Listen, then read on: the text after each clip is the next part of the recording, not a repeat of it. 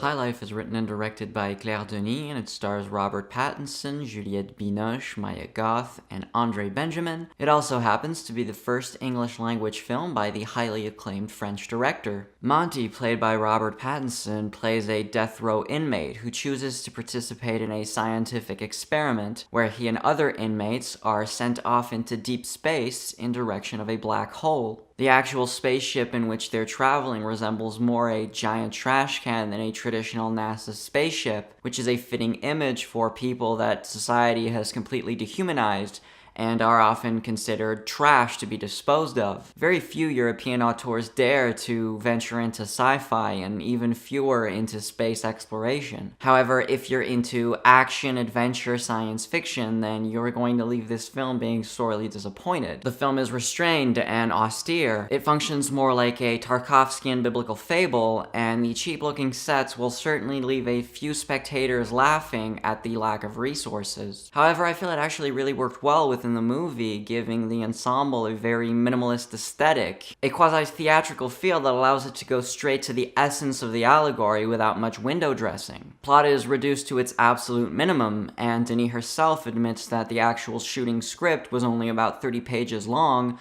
with only some few key scenes and some breakdown of scientific theory added in there. The finished product is one of a parable that decants humanity into its simplest form, a mathematical model consisting of desires and pulsions, of transgression and repression, of bodily fluids, lots and lots of bodily fluids, but also of love, a father's love for his daughter. An ambitious parable that tackles a lot of reoccurring themes of Denis' cinema, the systematic opposition between tenderness and violence, life and death, imprisonment versus the Garden of Eden, creation versus destruction, eros versus thanatos, sperm versus blood. The entire crew of this spaceship is here because they have committed irredeemable acts of violence, but now they are on a mission to find a new universe and presumably repopulate it. All of this under the direction or the will of Dribs, played by Juliette Binoche,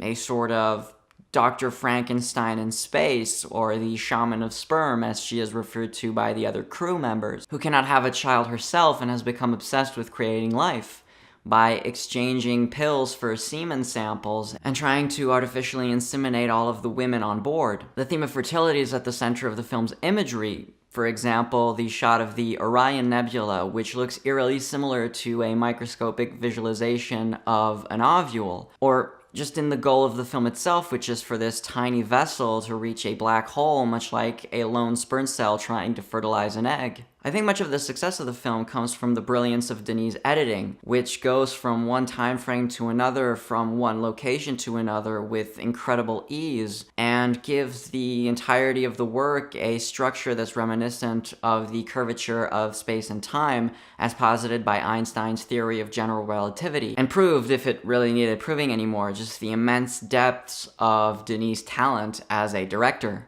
At times, the film is absolutely sublime, whether it be Binoche's hypnotic dance in the fuck box, which is a sequence that was actually very reminiscent of the darkroom scenes in Jonathan Glazer's Under the Skin. A far too short but beautiful POV sequence, which desperately makes me want to see a straight-up Claire Denis horror film. Or just the breathtaking finale, which was designed in collaboration with the Danish artist Olafur Eliasson. However, the film does suffer, in my opinion, from some pacing issues and just a general austerity, which puts it a notch below the great sci-fi films such as 2001 or Solaris or even Under the Skin. Never at any point is the film boring, however the languid pace does sometimes fall a little flat, and frankly, I wanted more transcendence, more cosmic hallucinatory insanity, and just more of the wonderful sequences that I mentioned before. High Life is ultimately a film that I greatly admire, but that I only loved sporadically. I spent too much of the film like a scientist in a lab observing it through a microscope, and not enough time deeply immersed living in the world that the filmmaker created. So, as always, thanks very much for watching the video. Be sure to hit the like button if you like the review, subscribe if you're new, and until next time, see ya!